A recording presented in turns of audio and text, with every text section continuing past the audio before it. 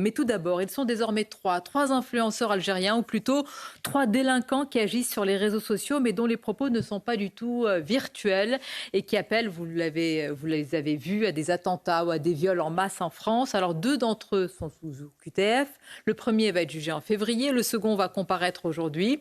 Et avant de voir les derniers développements, je voudrais qu'on écoute la réaction ce matin de l'incorrect, j'en dis pas plus. Vous voulez, les 5 générations de Français qui ont vécu en Algérie auraient dû être considérés comme Algériens en 1962. Donc on voit bien qu'il y a une question administrative, mais derrière, il y a aussi une question identitaire. Ils ont agressé combien de personnes au couteau ? De quel trafic de drogue se sont-ils rendus coupables et qui ils ont emmerdé dans les cages d'escalier des habitants qui partent travailler le matin ou qui rentrent chez eux le soir? La plupart du temps, ces gens-là peuvent s'exprimer, dire ce qu'ils veulent en France. Ils ont marqué qu'il y a un bâton. Ils ne peuvent pas dire le quart de la moitié de ce qu'ils ont dit sur l'Algérie s'ils étaient en Algérie. Vous avez raison, mais ça n'empêche que le président Tebboune a des relais en France, mais tout à fait, j'ai pas dit ça. A des amis très chers en France. Je pense notamment au recteur de la Grande Mosquée de Paris, Shams Ediz Hafiz. Mais ceux qui ont la nationalité française et qui font preuve d'une haine permanente vis-à-vis de la France, pour moi, je ne les considère pas comme français. J'ajoute que le véritable racisme, c'est celui que subit le peuple historique français, de se faire traiter de sale blanc, de sale français. Vous imaginez une minorité européenne qui serait dans un pays du Maghreb et qui ferait 1% de ce que font certaines immigrations en France, il y aurait des pogroms anti-blancs. Voilà. Mais alors comment on fait, pardonnez-moi, quand il y a des milliers de personnes qui partagent ces appels à la haine, parce que ceux-là ne vont pas être traduits devant la justice, comment on lutte contre ce poison en France? Mais en fait, c'est terrifiant parce que appel au meurtre, au viol, à l'antisémitisme, etc. Je ne sais pas si vous avez eu le temps d'écouter. Moi, j'ai écouté et puis je comprends l'arabe. C'est terrifiant, c'est glaçant de haine. Et vous vous dites qu'aujourd'hui, c'est même des OQTF qui se permettent cela.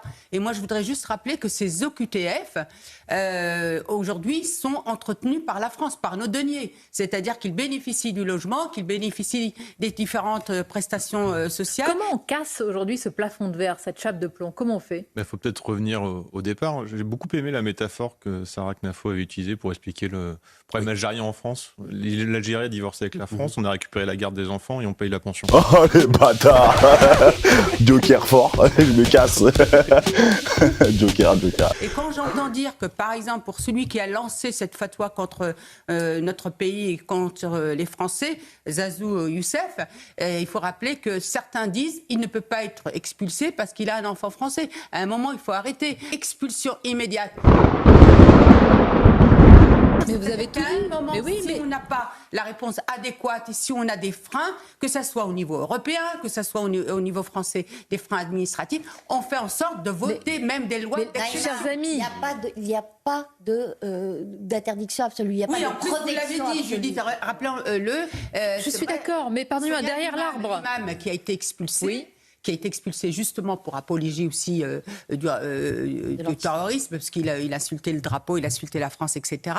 Il a des enfants mineurs. S'il vous plaît, derrière l'arbre qui cache, derrière ces trois influenceurs, les milliers, voire parfois peut-être plus, qu'est-ce qu'on fait? D'échéance de la nationalité. Et que expulsion vers quel pays? Mais elle est bonne celle-là. Effectivement, je suis d'accord avec vous. Non mais vous voyez, non, mais vous savez, pourquoi on ne met pas en place un pays tiers?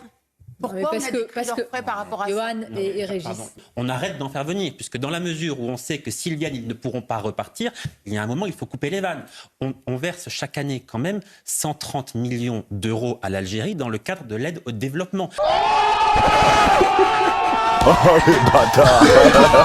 Oh les bâtards. Est-ce qu'on va encore verser 130 millions d'euros par an à un pays qui refuse de coopérer avec nous, qui refuse de reprendre ses délinquants et ses criminels? La réponse, elle me semble logique, c'est non. Et ensuite, le pouvoir algérien dit qu'il y avait 6 millions d'Algériens en France.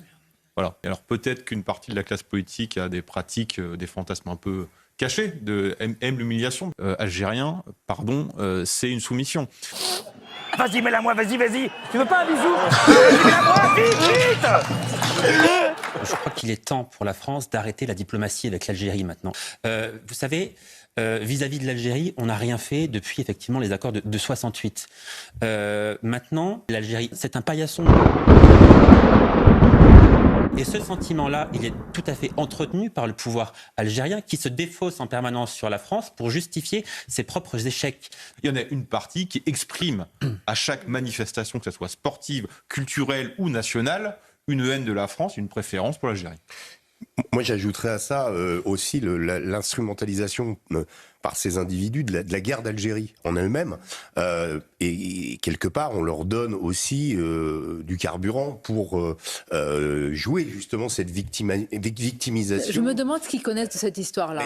Elle est véhiculée par eux, moi je pense. Et par nous. Et par certains rappeurs. Moi je pense qu'il y a une chanson qui est assez édifiante qui s'appelle 5 juillet 1962 par un rappeur qui s'appelle Moa Lasquale, qui a eu des problèmes avec la justice récemment, et qui explique en fait les Français n'ont fait que massacrer, violer les Algériennes, etc., qu'on les a balancés par milliers dans la semaine. Donc il est évident que ces influenceurs, si le pouvoir algérien ne leur a pas demandé directement de publier ces vidéos, ils ont été influencés par ce pouvoir qui, depuis des années, voire des décennies maintenant, déverse des paroles haineuses sur la France pour, encore une fois, justifier ses propres échecs.